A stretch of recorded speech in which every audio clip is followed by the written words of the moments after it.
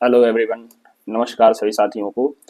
हम आज पढ़ने वाले हैं इंडिया के क्लाइमेट्स के बारे में। तो इंडिया के क्लाइमेट्स के बारे में पढ़ने से पहले आपको कुछ चीज़ें ध्यान देनी होगी। पृथ्वी की स्थिति को ध्यान देना होगा, और पृथ्वी की स्थिति को ध्यान देने के साथ पृथ्वी के नॉर्थ पोल, साउथ पोल क्या होते हैं, ट्रॉपिक ऑफ कैंसर क्या है, ट्रॉपिक ऑफ कैप्रिकॉर्न क्या है। तो चलिए शुरू करते हैं मैप को। तो इस मैप में आप देख रहे होंगे, क्या देख रहे होंगे? एक पृथ्वी देख रहे होंगे। अपनी अर्थ को देखिए। आपकी अर्थ थोड़ी झुकी हुई लग रही है। क्या बात है भाई? हाँ, झुकी हुई है ही। 23.5 डिग्री क्या हुआ है? अपने अक्ष से झुकी हुई है। तो 23.5 डिग्री झुकी हुई है। अब इसके झुके होने का कारण क्या है ये आप खोजिएगा, लेकिन पहले आप ये जान लीजिए कि 23.5 डिग्री झुकी हुई है। आपको एक चीज ये बता दूं, 23.5 डिग्री झुकी हुई है अभी। इसके पहले ये 21 डिग्री झुकी हुई थी। कितनी डिग्री झुकी थी? 21 डिग्री। अब इसको सर्च करिएगा, कब झुकी थी 21 डिग्री और कब झुकी है 23.5 डिग्री। अब 23.5 डिग्री पे झुकी हुई है, तो अब इस झुके हुए कारण पे क्लाइमेट्स को पढ़ना है। ये सारे क्या है, अब इस पृथ्वी के झुके होने से क्या है, क्लाइमेट इफेक्ट करता है। तो क्लाइमेट इफेक्ट करता है और क्लाइमेट्स आज पढ़ना भी है। तो चलिए शुरू करते हैं। आप पृथ्वी के ऊपर वाले पार्ट को क्या ध्यान देंगे? ये नॉर्दर्न पार्ट है, और इसके ये नीचे वाला पार्ट साउदर्न पार्ट। और ये पृथ्वी के बीच में ये लाइन जो गई है, बीचों बीच, ये कौन सी लाइन है? इक्वेटर। ये भूमध्य रेखा जिसको बोलते हैं, भूमध्य रेखा। ये इक्वेटर लाइन गई है, और भूमध्य रेखा के northern side tropic of cancer यानी कि कर्क रेखा, और भूमध्य रेखा के south side tropic of Capricorn यानी मकर रेखा। तो इन चार रेखाओं को आप ध्यान दीजिएगा। नॉर्थ पोल तो आप ध्यान ही दीजिए, फिर साउथ पोल। नॉर्थ पोल पे क्या है? नॉर्थ पोल पे आपका आर्कटिक ओशियन, और साउदर्न पोल पे अंटार्कटिक ओशियन। अब इतनी चीज़ों को आप ध्यान दे दीजिए। अब ये चीज़ें आपको याद होनी चाहिए कि 23.5 अंश झुकी हुई है, और ट्रॉपिक ऑफ कैंसर कहाँ है, ट्रॉपिक ऑफ कैप्रिकॉर्न कहाँ है, और ट्रॉपिक ऑफ इक्वेटर कहाँ है, ये इक्वेटर्स कहाँ है। तो इस तरीके से इन 3-4 चीज़ों को इस मैप में ध्यान देना है। अब आप देख लीजिए, यहाँ पे लिखा हुआ है फैक्टर अफेक्टिंग इंडिया क्लाइमेट्स। सबसे पहले आप देखिए, ध्यान दीजिए कि क्लाइमेट्स एंड वेदर में हम डिफरेंट पहले समझ लेते हैं। वेदर्स क्या होते हैं और क्लाइमेट्स क्या होते हैं। तो वेदर क्या है? वेदर एक शॉर्ट पीरियड टाइम है। लेकिन क्लाइमेट्स क्या होती हैं? ये लॉन्ग पीरियड टाइम्स के लिए होती हैं। अब कैसे पता चलेगा? क्लाइमेट जो है, किसी भी, जैसे भारत का क्लाइमेट देखना है, फिर उसके बाद अगर ऑस्ट्रेलिया का क्लाइमेट देखना है, तो वहाँ के 30 साल के एक्सपीरियंस से पता चलता है कि वहाँ की क्लाइमेट्स कैसी है। और क्लाइमेट्स क्या है? लॉन्ग पीरियड टाइम है। लॉन्ग पीरियड यानी कभी गर्मी, कभी बरसात, कभी ठंडी जो आती है, वो कुछ महीने के लिए आती है, तो उसको क्या बोलते हैं? वो क्लाइमेट का रीजन है, वो उसको क्लाइमेट बोलेंगे। लेकिन वेदर्स क्या होती हैं? वेदर्स हर दिन चेंज होती है। जैसे आज गर्मी है, तो कल क्या हो सकता है? बादल हो सकता है। बादल के साथ साथ ठंडी हवा हो सकती है, या क्या हो सकता है? कोहरे हो सकते हैं। तो कोहरे हो सकते हैं। तो ये सब टर्म्स क्या होते हैं? ये वेदर्स के पार्ट होते हैं। क्लाइमेट क्या है? क्लाइमेट एक स्पेसिफिक पीरियड ऑफ टाइम के लिए होता है, यानी लॉन्ग पीरियड टाइम के लिए होता है। जैसे बारिश होती है आपका भारत में अप्रैल से जुलाई के बीच में, और ठंड कब पड़ती है? नवंबर से फरवरी के मंथ पे। इसी तरीके से आप ये ध्यान दीजिएगा कि क्लाइमेट क्या होता है? लॉन्ग पीरियड टाइम होता है, और वेदर्स क्या होते हैं? शॉर्ट पीरियड्स ऑफ टाइम होते हैं। अब हम देखेंगे क्लाइमेट्स में इफेक्ट करने वाले जो पार्ट्स हैं। तो जैसे हर जगह के अलग अलग रीजन्स के अलग अलग पार्ट्स में, कहीं पठार है, कभी कहीं ऊंचाई है, कहीं हिमालय है, कहीं पे जो है सी है, कहीं सी नहीं है। तो इस तरीके से जो ये क्लाइमेट्स को इफेक्ट करने वाले कारक होते हैं, उनको हम पढ़ लेंगे। तो जैसे लैटिट्यूड होता है, altitude, relief, distance from sea, monsoon winds, ocean currents, jet stream and vegetations. ये क्या कारण है? ये सब कारण होते हैं क्लाइमेट्स के। किसी भी देश के क्लाइमेट के लिए सबसे इफेक्टिंग चीज़ें यही होती हैं कि उस देश का क्या लैटिट्यूड है, उसकी एल्टीट्यूड कैसे हैं, रिलीफ कैसा है। तो चलिए शुरू करते हैं, इनके बारे में पढ़ते हैं कि लैटिट्यूड क्या है। पहले लैटिट्यूड को जानेंगे, फिर एल्टीट्यूड को, इस तरीके से क्रोनोलॉजिकल जानेंगे। तो आप इस मैप में ध्यान दीजिए, लैटिट्यूड लाइन क्या होती है और लॉन्गिट्यूड क्या लाइन होती है। तो लैटिट्यूड को, पहली बात आप ये ध्यान रखिएगा, लैटिट्यूड को बोलते हैं क्या, ये लैटिट्यूड को हिंदी में क्या बोलते हैं, आप बताइए लैटिट्यूड को हिंदी में क्या बोलते हैं। ये लेटी हुई लाइन लैटिट्यूड और लंबी लंबी लाइन लॉन्गिट्यूड। आप इस मैप में देख रहे होंगे, ये देशांतर रेखा होती है, देशांतर रेखा, और ये क्या होती है, अक्षांश रेखा। तो देशांतर और अक्षांश, तो लॉन्गिट्यूड लेटे हुए लाइन को क्या बोलते हैं, लॉन्गिट्यूड यानी अक्षांश रेखा, और देशांतर रेखा क्या, लंबी लंबी लाइन देशांतर रेखा यानी लॉन्गिट्यूड, लंबा लंबा लॉन्ग लॉन्ग है, और ये लैटिट्यूड लेटा लेटा है।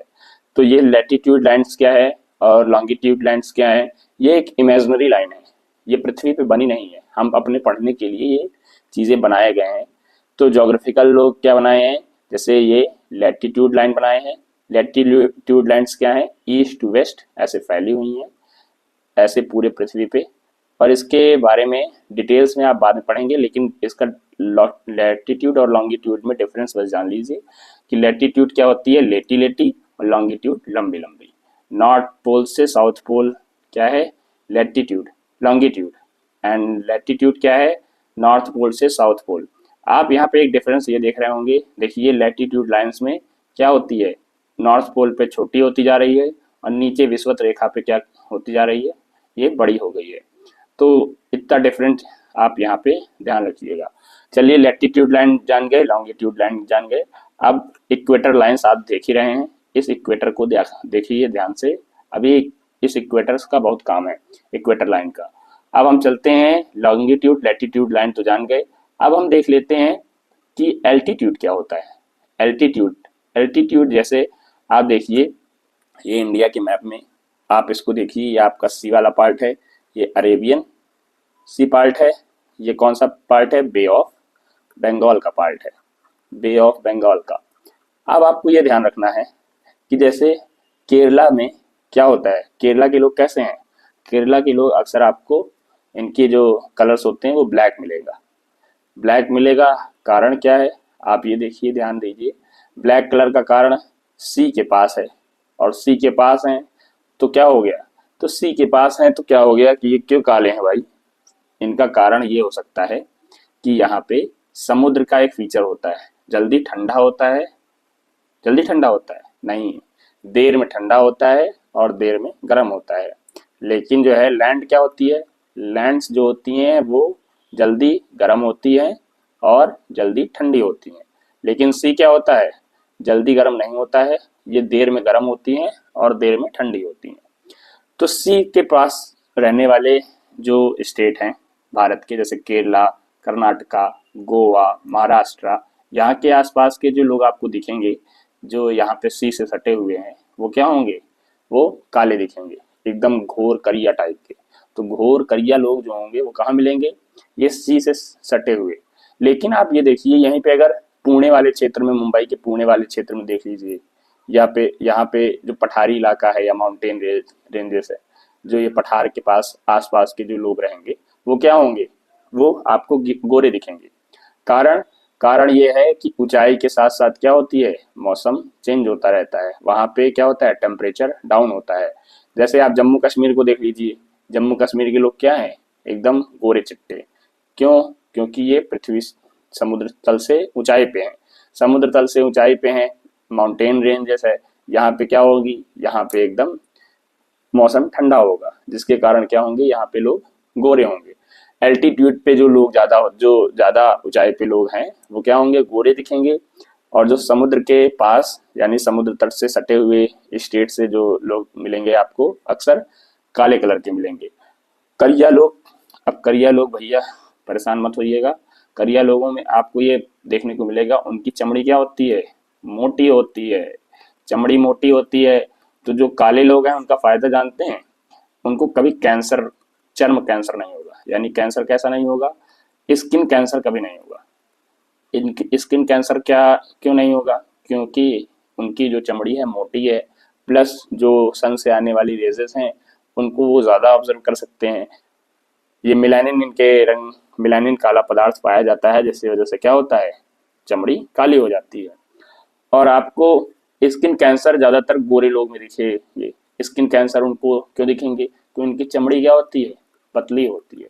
पतली चमड़ी के कारण क्या होते हैं, उनके कैंसर होने के, स्किन कैंसर होने के ज़्यादा चांसेस हैं, क्योंकि सन की रेजेस आएंगी और उस रेजर में अगर अल्फा ये आपको पराबैंगनी किरणें आ गई तो वो क्या कर सह नहीं पाएंगे। इस वजह से तो गोरे लोगों का ये नुकसान है और काले लोगों का यह फायदा है। तो आप ध्यान दीजिएगा। तो आपने एल्टीट्यूड भी पढ़ लिया कि एल्टीट्यूड से क्लाइमेट्स कैसे इफेक्ट करते हैं। अब हम देख लेंगे हिमालय पर्वत। आप इंडिया के मैप में ध्यान दीजिए, आपके इंडिया मैप में आपका हिमालय पर्वत आपको यहाँ से दिखेगा। इस हिमालय पर्वत से आप कैसे, आपके इंडिया के क्लाइमेट्स कैसे कैसे इफेक्ट करते हैं। जैसे आप ठंडी के समय में देखिए, ये हिमालय पर्वत ऐसे बड़ी बड़ी ऊंचाइयों पे खड़ा हुआ है। तो ये ऊंचाई पे खड़ा हुआ है, इसके कारण क्या होता है, इसके कारण जो नॉर्दर्न पोल से, नॉर्थ साइड से ठंडी हवाएं आती हैं वो इस हिमालय के द्वारा रोकी जाती हैं, जिससे क्या होता है, हम लोग ठंडी हवाओं से बचते हैं और भारत में ठंड नहीं होती ज़्यादा अपेक्षाकृत नॉर्दर्न साइड के कंट्रीज़ के। जैसे रशिया में ठंड के समय पूरा बर्फ का चादर फैल जाता है, चाइना में ठंडी ज़्यादा पड़ती है। तो इस तरीके से ये हिमालय क्षेत्र क्या करता है, हमारे कंट्री को प्रोटेक्ट करता है, किससे, ठंड से। नहीं तो अगर हिमालय ना हो तो पूरा क्या हो जाए भैया, यहाँ हो जाए पूरी बर्फ की चादर फैल जाएगी, और बर्फ की चादर फैल जाएगी तो हम क्या हो जाएंगे, जम जाएंगे। तो इस तरीके से ध्यान दीजिए कि हमारा हिमालय क्या है, क्लाइमेट्स को इफेक्ट करता है। तो हिमालय को देखने के बाद आप यहाँ पे एक दो चीज और जानिए, जैसे स्थलाकृति या रिलीफ टोपोग्राफी। आपने ये तो देख ही लिया कि पर्वत पठार से कैसे इफेक्ट करता है, क्या चीजें क्या क्या करती हैं, उसको भी ध्यान दे दीजिए। फिर उसके बाद आप यहाँ पे ये ध्यान दीजिए कि ट्रॉपिक ऑफ कैंसर क्या होता है।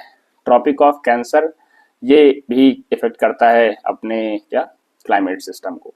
तो क्लाइमेट सिस्टम को इफेक्ट करता है, तो क्लाइमेट सिस्टम को इफेक्ट करता है तो पढ़ना भी पड़ेगा। तो ट्रॉपिक ऑफ कैंसर को ध्यान दीजिए, ये आपको सारे स्टेट दिख रहे हैं जिस स्टेट से ट्रॉपिक ऑफ कैंसर गुजर रही है। तो ट्रॉपिक ऑफ कैंसर कहाँ से गुजर रही है, गुजरात से, राजस्थान से, मध्य प्रदेश, छत्तीसगढ़, छत्तीसगढ़ के साथ ये झारखंड, पश्चिम बंगाल, त्रिपुरा, मिजोरम, टोटल 8 स्टेट से क्या होती है, ट्रॉपिक ऑफ कैंसर गुजरती है। इसमें सबसे बड़ा पार्ट ट्रॉपिक ऑफ कैंसर का एमपी में है, सबसे छोटा पार्ट राजस्थान में। इतना ध्यान दीजिएगा, यहाँ से क्या होती है, ट्रॉपिक ऑफ कैंसर गुजरती है। वैसे ये नॉर्थ ईस्ट स्टेट से पूछता है, ये नॉर्दर्न स्टेट जो है, नॉर्थ ईस्ट स्टेट, कि यहाँ पे किस स्टेट से ट्रॉपिक ऑफ कैंसर गुजरते हैं, तो त्रिपुरा एंड मिजोरम से। अब इसको ध्यान दीजिएगा, त्रिपुरा एंड मिजोरम से गुजरता है, नागालैंड न लगा दीजिएगा। अरुणाचल प्रदेश ऊपर, फिर नागालैंड, फिर मणिपुर। तो हमने इसको कैसे याद किया था, नागमणि से याद किया था। अरुणाचल, नागमणि, मिजोरम, नागमणि, राम, ऐसे याद कर लीजिएगा तो क्रोनोलॉजिकल याद हो जाएगा।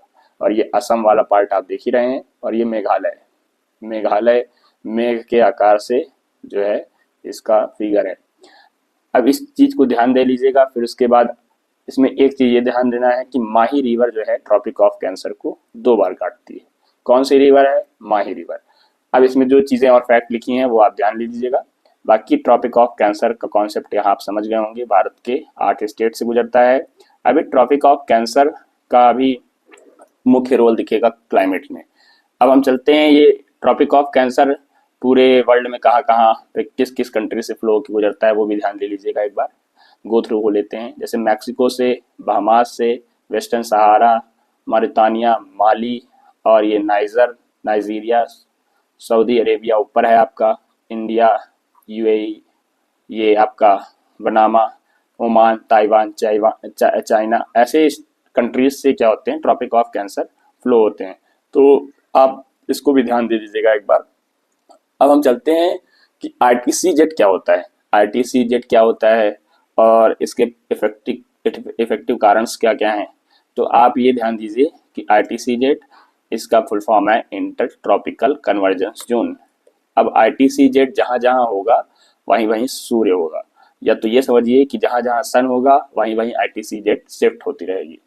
तो सन जहाँ पे होगा वहीं का क्या होगा, आरटीसी-जेट, यानी इंटर ट्रॉपिकल कन्वर्जेंस जोन। अब आरटीसी-जेट क्या होता है, आरटीसी-जेट आप ये ध्यान दीजिए, आरटीसी-जेट कभी भी सीधे आपको दिखेगा नहीं। आपको बस सीधे कहाँ दिखेगा, ये आपको यहाँ पे थोड़ा बहुत सीधा दिखेगा, ये इक्वेटर्स के पास, इक्वेटर लाइंस के पास आपको क्या दिखेगा, थोड़ी सीधी दिखेगी। बाकी अगर आप ट्रॉपिक ऑफ कैंसर साइड देखिए, यानी इंडिया साइड जाएगी, अगर ITCZ कैसे जाएगी, ऐसे फ्लो होके ऐसे, फिर ऐसे जाएगी, ऐसे जाएगी। इसका कारण क्या है, ये सीधी रेखा नहीं होती, क्यों? क्योंकि अलग अलग जगह पे अलग अलग क्या होते हैं, गर्मी का क्षेत्र होता है। जैसे अगर तिब्बत पे चले जाएंगे तो तिब्बत का क्षेत्र में क्या है, गर्मी ज़्यादा होगी, क्योंकि मरुस्थल क्षेत्र और पठार क्षेत्र। अगर थार में चले जाएंगे तो ITCZ कैसे गुजरेगी, ITCZ ऐसे थार वाले क्षेत्र से ऐसे गुजरेगी। जहाँ पे ज़्यादा गर्म होगा वहाँ क्या होगी, नॉर्थ साइड ज़्यादा शिफ्ट करेगी ITCZ, और जहाँ पे कम होगा वहाँ पे ITCZ कम होगी, ऐसे फ्लो होगी। तो इस तरीके से यह ध्यान देने वाली बात है कि ITCZ कभी भी सीधी नहीं होती है, वो ऐसे ऊपर से नीचे ऐसे चलेगी। और जहाँ गर्म हो गया वहाँ, जहाँ ज़्यादा गर्म होगा वहाँ ऐसे उठा होगा, और जहाँ कम गर्म होगा वहाँ ऐसे डाउन चलेगा। अब ITCZ तो आपने देख लिया, अब ITCZ के बारे में जान लीजिए कि ये इंटर ट्रॉपिकल कन्वर्जेंस जोन क्या होते हैं। जैसे आप इस इक्वेटर्स लाइन्स में ध्यान दीजिए, इस इक्वेटर लाइन पे क्या होती है, ITCZ आती है। यहीं पे नॉर्दर्न साइड की और साउदर्न साइड की ट्रेड विंड्स क्या होती हैं, आके मिलती हैं। तो इसी जोन पे क्या होता है, ये ITCZ जोन कहलाता है, जहाँ पे नॉर्दर्न और साउदर्न क्या होती हैं, नॉर्दर्न एंड साउदर्न विंड्स आके मिलती हैं। तो इस तरीके से वो ITC जोन क्या होता है, जहाँ पे नॉर्दर्न एंड साउदर्न हेमिस्फीयर के विंड्स आके मिलती हैं, तो उसको क्या बोलते हैं, ITC जोन बोलते हैं। और ये क्या होती है, लो प्रेशर बेल्ट क्रिएट करती हैं। ITC जोन क्या होती हैं, ये लो प्रेशर बेल्ट क्रिएट करती हैं। लो प्रेशर क्या होता है और हाई प्रेशर क्या होता है, ये भी समझ लीजिए। लो प्रेशर और हाई प्रेशर का क्या होगा, जैसे पृथ्वी है, इस पृथ्वी पे जहाँ गर्म होगा, जहाँ पे सन की किरण एकदम प्रॉपर सीधे पड़ेगी, वहाँ क्या होगा, वो लो प्रेशर क्रिएट करेगा। क्यों? क्योंकि जहाँ पृथ्वी में जहाँ पे डायरेक्टली सन पड़ेगा वहाँ पे क्या होगी, गर्मी ज़्यादा होगी, और गर्मी ज़्यादा होगी तो विंड में जो नमी होती है वो सूख जाती है। जब विंड में नमी सूख गई तो वो क्या होगी, गर्म हो जाएगी, और गर्म हो जाएगी तो क्या होगी, आप कभी देखिए पानी उबालिए तो पानी क्या होता है, पानी उबालने पे उसका भाप उड़ता है। भाप जब उड़ता है तो आप इस फीचर से जान लीजिए कि जब गर्म हवा होगी तो गर्म हवा में क्या होगी, वो खाली हो जाएगा, तो खाली हो जाएगा तो उड़ने लगेगा। और अगर आप नेचर में भी देखिए, नेचर्स में यह ध्यान दीजिए कि जिसके पास कुछ नहीं होता है वो ज़्यादा उड़ता है। जैसे अगर आपके पास ज्ञान है तो आप कम उड़ेंगे, अगर ज्ञान नहीं है तो आप क्या करेंगे, बैठे रहे। ज्ञान नहीं रहेगा तो क्या करेंगे, आप ज़्यादा उड़ेंगे। ज्ञान कम रहेगा और ज्ञान ज़्यादा रहेगा तो आप कम उड़ेंगे। तो उसी तरीके से ये गर्म हवाएं भी हैं। गर्म हवा क्या है, इसके पास खाली है, ये इसमें पानी वानी है नहीं, तो ये छलांग लगाते हुए भाई ऊपर उठता रहता है अपना, यानी क्या होती है, ये ऊपर उठती है गर्म हवा। और ठंडी हवा क्या होती है, ठंडी हवा सतह से बह के चलती है। जमीनी इंसान है ना, यानी कि भारी इंसान है, इसके पास नॉलेज है, इसके पास ज्ञान है। यानी ज्ञान क्या मतलब, यहाँ पे वाटर है, तो जिस हाई प्रेशर कहाँ क्रिएट होगा, हाई प्रेशर वहाँ क्रिएट होगा जहाँ पे क्या होगी, ठंड, जहाँ ठंडा मौसम होगा। और लो प्रेशर कहाँ क्रिएट होगा, जहाँ सन की किरण तेज पड़ेगी, वहाँ के विंड्स में क्या होगी, नमी खत्म हो जाएगी, तो वो हवा क्या होगी, ऊपर उठने लगेगी, तो वो वहाँ पे लो प्रेशर क्रिएट होगा। तो आप इस कॉन्सेप्ट को समझ लिए होंगे कि लो प्रेशर क्या है और हाई प्रेशर क्या है। अब लो प्रेशर कहाँ क्रिएट होगा, लो प्रेशर जहाँ जहाँ ITCZ होगा। अब ITCZ कहाँ होगा, जहाँ सन होगा। मान लीजिए सन यहाँ पे है, तो अगर सन यहाँ पे है तो जहाँ पे सन होगा वहीं पे ITCZ क्रिएट होगा, यानी इंटर ट्रॉपिकल कन्वर्जेंस जोन। तो यहाँ पे ऐसी ITCZ क्या होती है, ये शिफ्ट होती रहती है ऊपर से नीचे। कैसे, north pole to south pole. Tropic of cancer and tropic of Capricorn के बीच में ही ITCZ शिफ्ट होती है। ये पोलर एरिया में नहीं चला जाएगा। तो ITCZ कहाँ कहाँ फ्लो करती है, कैप्रिकॉन पे और कैंसर पे। कैंसर और कैप्रिकॉन के बीच में ITCZ फ्लो करती रहती है। जहाँ पे सन होगा वहीं पे ITCZ क्रिएट होगा। तो जहाँ पे सन है वहीं ITCZ। अब इसको ध्यान देने वाली बात है कि ITCZ के बारे में आप चीज़ों को ध्यान दीजिएगा। अगर ITCZ आपके स्टेट में ज़्यादा तेज है, यानी कि अगर आपके यहाँ गर्मी ज़्यादा होगी, मान लीजिए ये भारत के आप यूपी में हैं तो यूपी में अगर बहुत ज़्यादा गर्मी है तो ITCZ कैसे होगी फ्लो, ऐसे, इस तरीके से, यानी कि ऊपर नॉर्थ साइड ज़्यादा ऊपर उठेगा, फिर ऐसे जहाँ जहाँ जैसे गर्मी होगी वैसे वहाँ पे ITCZ का फ्लो होता रहेगा ऐसे। अब इस ITCZ को जानने के बाद आप यहाँ देख लीजिए कि ये ये ITCZ कहाँ है, भूमध्य रेखा के पास है, जहाँ पे साउथ पोल, नॉर्थ पोल और साउथ पोल की विंड्स आके मिलती है। और इसके बाद यहाँ पे क्या होता है, ये डोल्ड्रम क्रिएट हो जाता है। डोल्ड्रम क्यों क्रिएट हो जाता है, जहाँ ITCZ होगा वहाँ लो प्रेशर क्रिएट हो जाएगा। लो प्रेशर क्रिएट हो जाने से क्या हो जाएगी, हवा क्या हो जाएगी, ऊपर उठने लगेगी। जब ऊपर उठने लगेगी तो यहाँ पे क्या हो जाएगा, ज़्यादा हलचल होगा नहीं, शांत माहौल रहेगा। शांत माहौल क्यों क्यों रहेगा भाई, शांत माहौल इस वजह से रहेगा क्योंकि यहाँ पे कोई साइक्लोन बनेंगे ही नहीं। साइक्लोन तभी बनेंगे जब हाई प्रेशर क्रिएट होगा।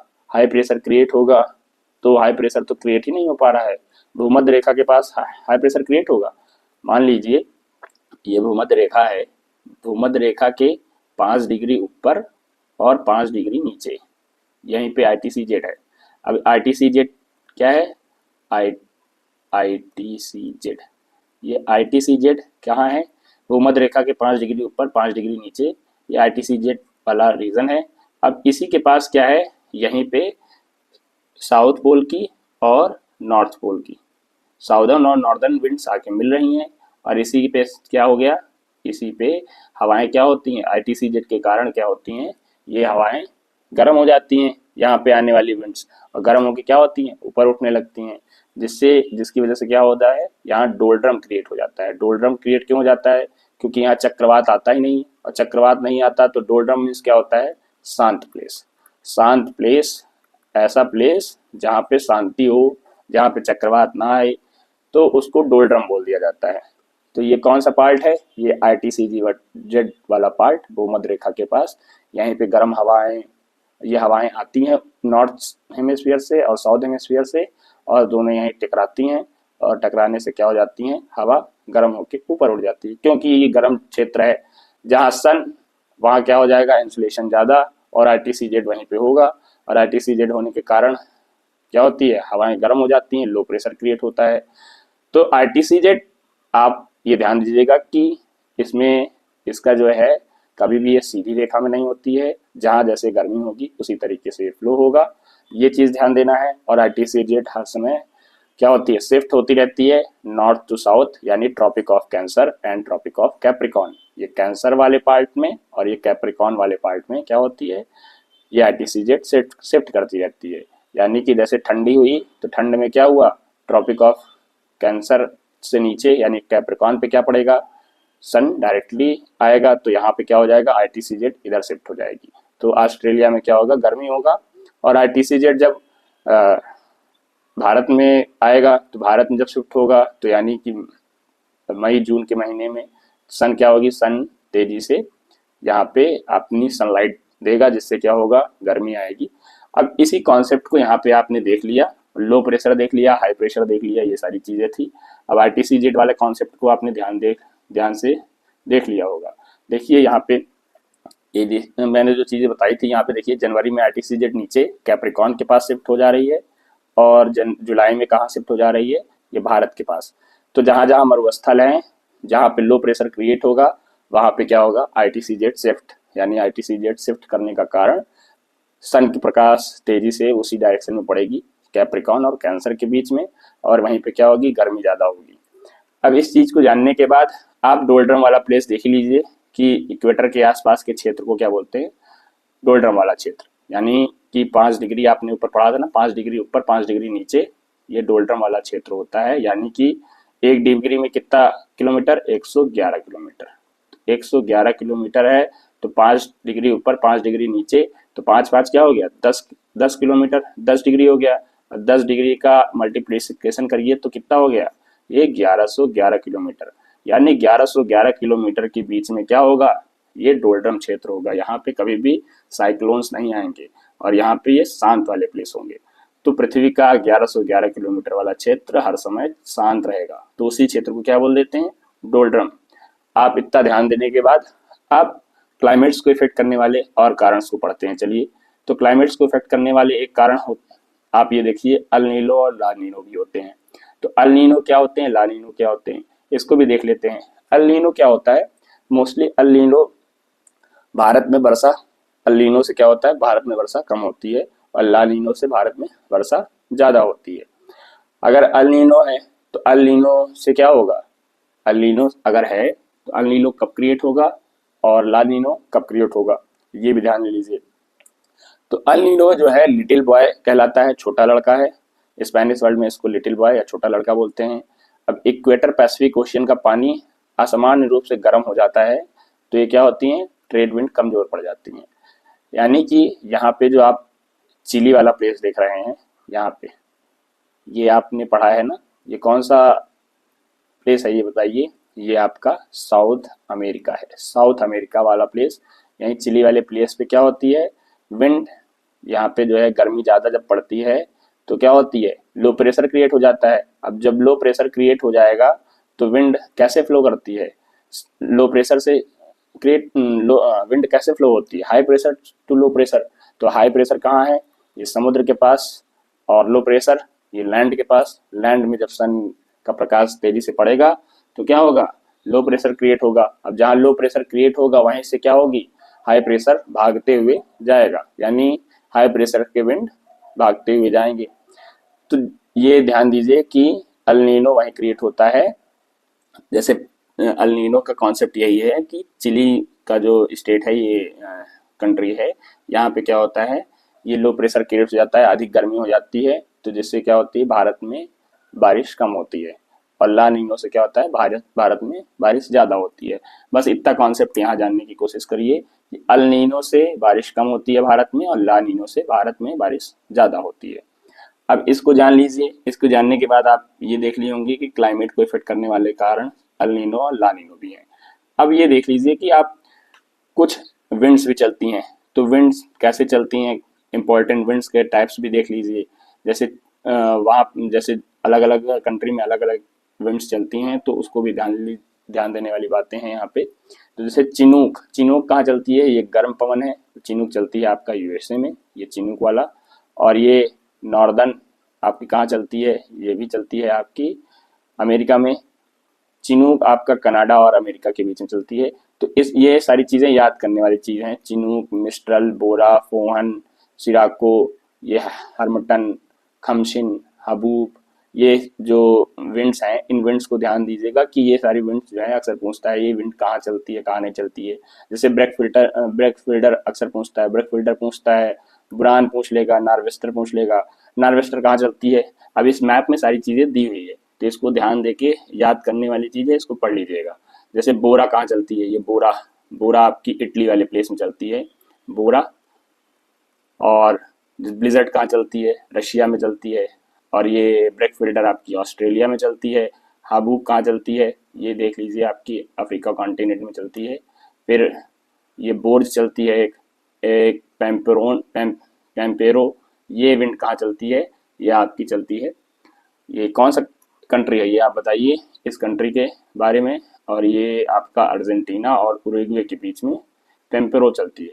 तो इस तरीके से इसको याद रख लीजिएगा, कौन सी ठंडी हवाएं हैं, कौन सी गर्म हवाएं हैं, यही सब चीज़ें इसमें याद करने वाली है। अब इनको याद करने के बाद आप ये भी देख लीजिए कि करंट्स कौन सी होती हैं। ओशियन करंट्स भी क्लाइमेट्स को इफेक्ट करते हैं। तो जैसे आपकी इंडिया के पास ये इंडियन ओशियन में कौन सी चलती है, ये अगुलहास चलती है। अगुलहास से कई बार क्वेश्चन पूछता है कि अगुलहास करंट कहाँ पे फ्लो होती है, ये इंडियन ओशियन के पास, यानी मेडागास्कर ये कंट्री है, मेडागास्कर करंट भी बोल देते हैं इसको। ये अगुलहास करंट कहाँ पे फ्लो होती है, ये इंडिया यानी कि इंडियन ओशियन में फ्लो होती है।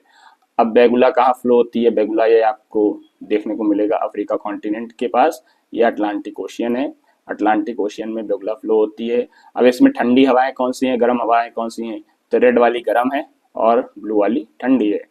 अब इस तरीके से इसको ध्यान देके पढ़ लीजिएगा। जैसे कनारी कहाँ फ्लो होती है, कनारी करंट, ये आपका अफ्रीका एंड यूरोप कॉन्टिनेंट के बीच में कनारी करंट है, ये ठंडी हवा है। इससे डायरेक्टली क्वेश्चन पूछता है कि कौन सी हवा कहाँ फ्लो होती है, कौन सी करंट कहाँ फ्लो होती है, और इस करंट में कौन सा कोल्ड करंट है, कौन हॉट करंट्स है। तो इस तरीके से आज जो क्विज मिलेगी टेलीग्राम पे, तो इसको याद कर लीजिएगा, याद करने के बाद आप लगाइएगा। बाकी यहाँ पे याद कराने वाली चीज़ें कुछ है नहीं, आप याद जैसे कर लें वैसे याद हो जाएगी। अब इस तरीके से सारी चीज़ें डायरेक्टली, जैसे कैलिफोर्निया धारा पूछ लेगा, कैलिफोर्निया धारा कहाँ फ्लो होती है, तो कैलिफोर्निया ये अमेरिका के ये पैसिफिक ओशियन साइड फ्लो होती है कैलिफोर्निया धारा। कैसी धारा है? ठंडी धारा है। फिर पेरू धारा आपको देख लेना है, ये हम्बोल्ट करंट यहीं पे है, पेरू के पास हम्बोल्ट करंट है। तो इस हम्बोल्ट करंट की फीचर क्या है? ये ठंडी है। ब्लू कलर में जो है वो ठंडी है, जो रेड कलर में आपको दिख रही है वो गर्म हवा है। अब इसको याद कर लीजिएगा, ठीक है।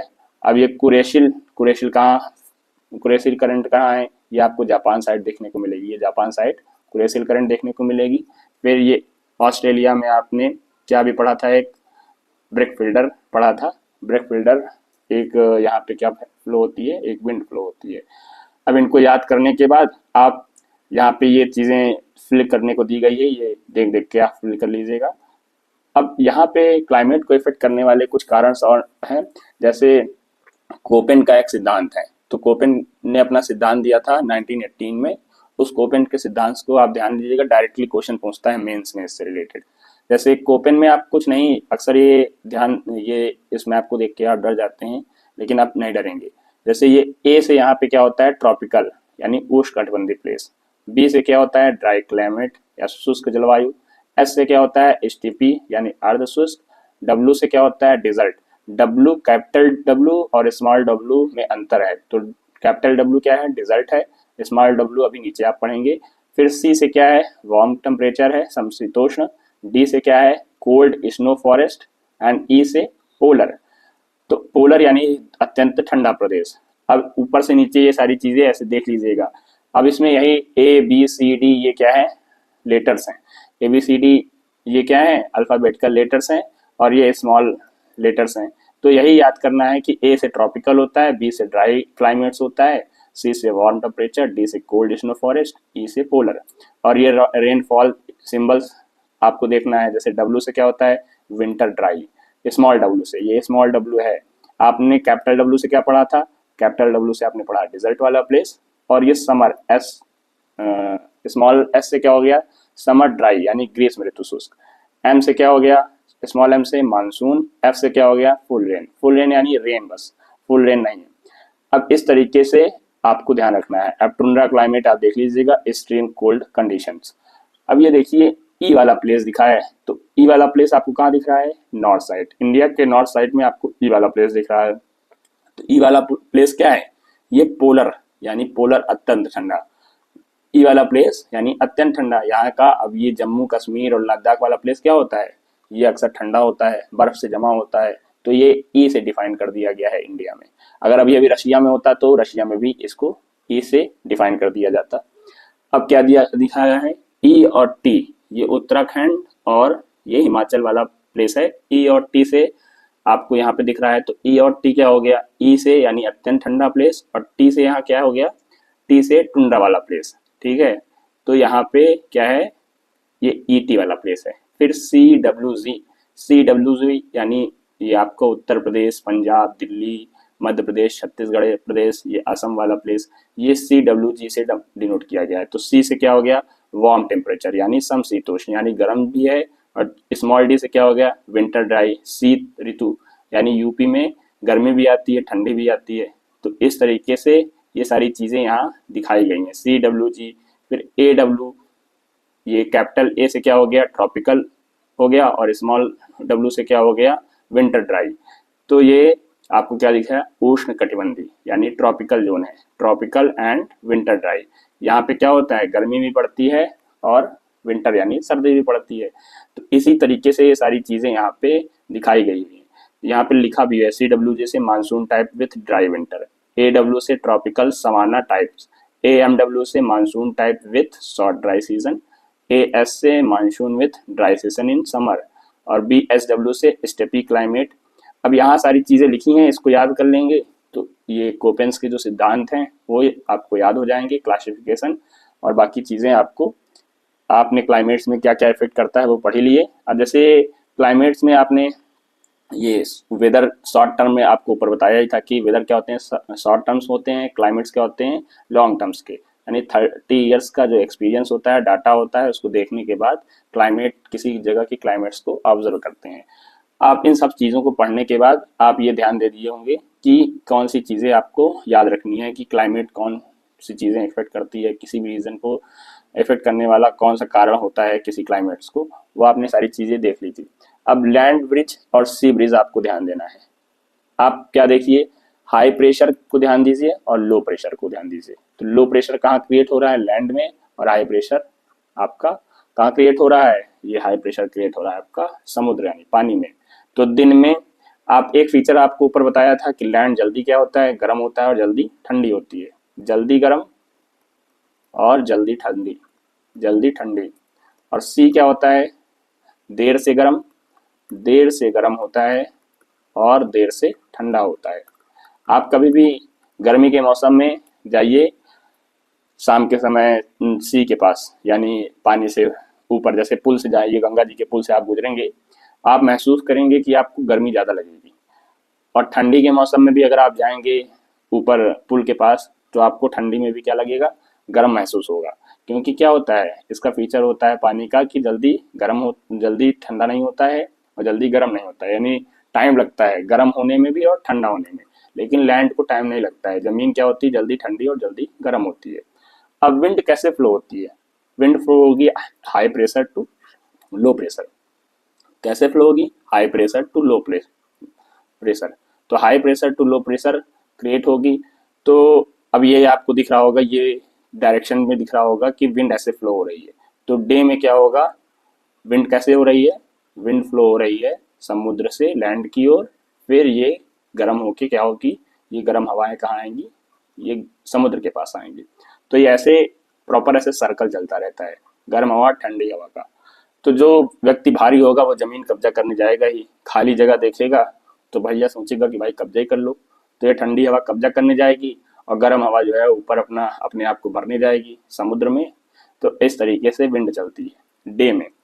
और ये नाइट में क्या होता है, नाइट में गर्म हवा यानी क्या होती है, ये जल्दी क्या होता है, लैंड जल्दी ठंडा जल्दी गर्म। तो विंड रात में कैसे फ्लो होती है सी के पास, लैंड टू सी की ओर फ्लो होती है। जब लैंड की सी की ओर फ्लो होती है तो ये क्या हो गया, ये इसको ध्यान दीजिएगा, ये ब्रिज, अब ये लैंड ब्रिज हो जाएगी। लैंड ब्रिज और सी ब्रिज, यहीं पे कॉन्सेप्ट यही समझना है कि लैंड ब्रिज क्या है, सी ब्रिज क्या है। विंड जैसे फ्लो होगी उस तरीके से आपको ये कॉन्सेप्ट ध्यान देना है। यहाँ सारी चीजें लिखी भी हुई हैं। हाई प्रेशर और लो प्रेशर की ओर, हाई प्रेशर से लो प्रेशर की ओर क्या होती है, विंड फ्लो होती है। ठीक है, अब इस कॉन्सेप्ट को भी याद हो गया होगा आपको। अब यहाँ पे जो चीजें मैं बताई, यहाँ पे सब सारी चीजें लिखी हुई हैं। अब इसको समझने के बाद आप क्लाइमेट्स के मोस्ट ऑफ पार्ट को याद कर लिए होंगे कि क्लाइमेट्स क्या होते हैं, क्लाइमेट्स के टाइप्स क्या होते हैं, यानी क्लाइमेट्स के इफेक्ट करने वाले कारक क्या क्या होते हैं। आईटीसीजेड आपने समझ लिया। आईटीसीजेड के समझने के बाद आपने ट्रॉपिक ऑफ कैंसर से फ्लो होने वाले कौन कौन से स्टेट हैं वो देख लिए। अब इसके बाद आपने देशांतर रेखाएं देख लिए, और देशांतर देखने के बाद आप माउंटेन्स देख लिए कि माउंटेन किस तरीके से किसी देश को प्रभावित करते हैं।